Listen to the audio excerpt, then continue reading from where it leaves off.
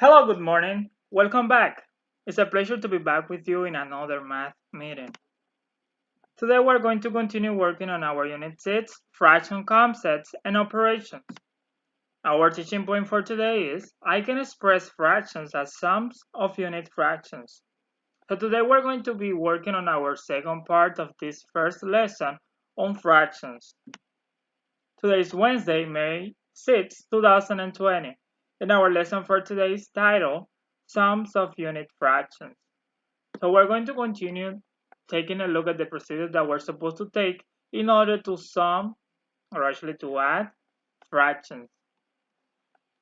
So I recommend that you pause the video now and get to copy in your notebook the date, lesson name, and teaching point just before we get to work on our quick practice.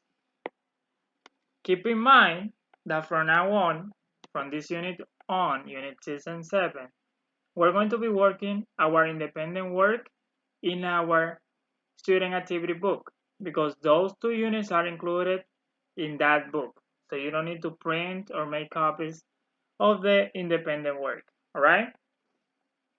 Now, in our quick practice for today, we have this equation right here. We're supposed to find the value of this expression right here. We need to consider, actually right here I shared the answer so you check on your work. We need to consider using PEMDAS, which is the order of operation that we need to consider when we have cases like this one. Keep in mind that parentheses go first, then exponents, multiplication, division, addition, or subtraction, all right?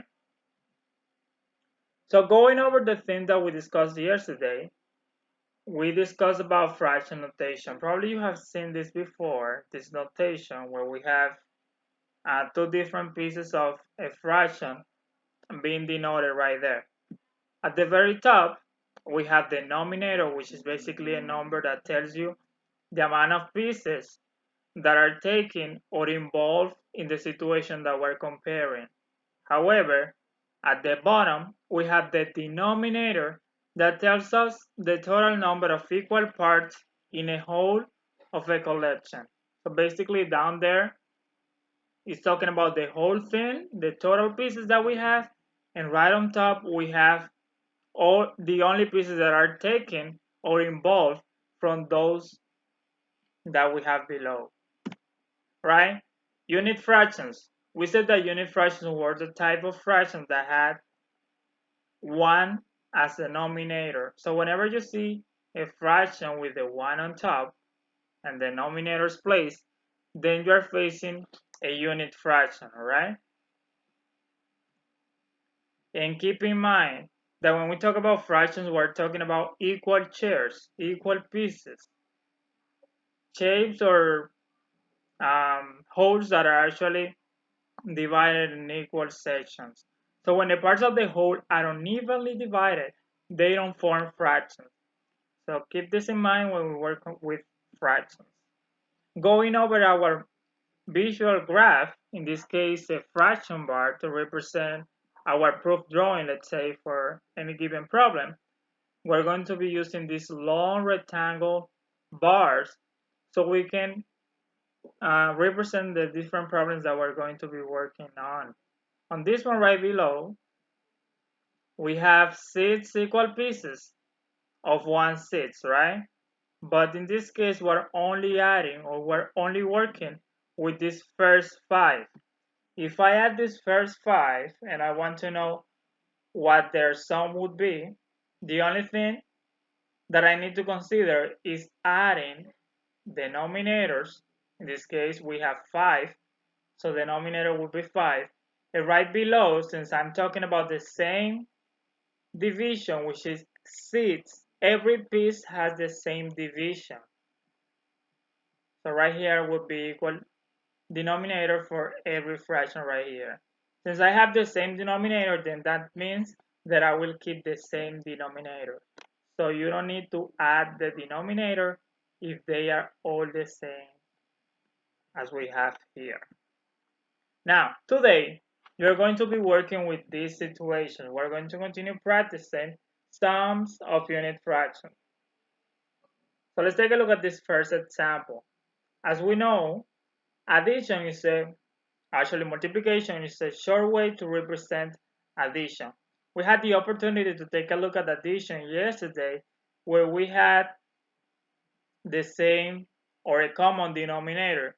So when we have a common denominator, the same denominator, the only thing that we need to do is to add the denominator, the number on top. So if we have 3/4, how would we represent that using an equation? Simple. The denominator is telling me that I'm supposed to have 3 atoms.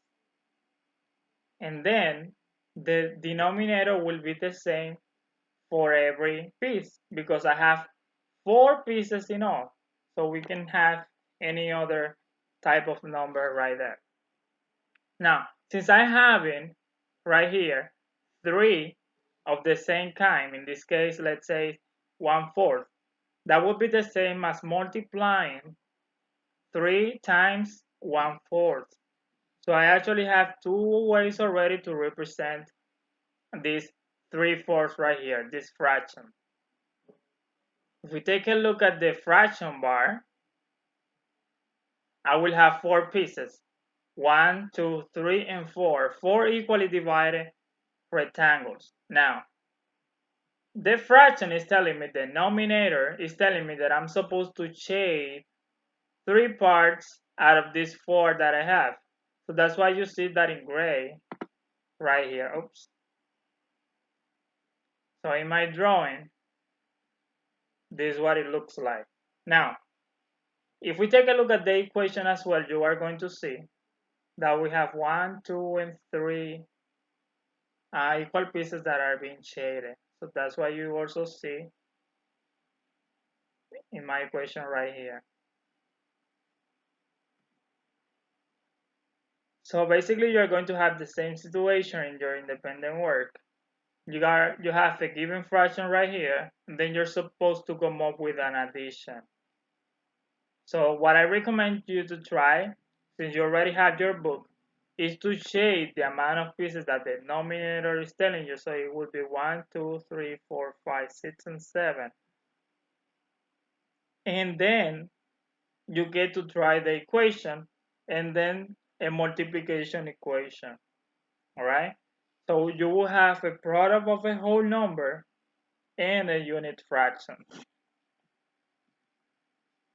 So basically you have these other types. Now, right here we have some word problems. I really like this because fractions word problems get really tricky.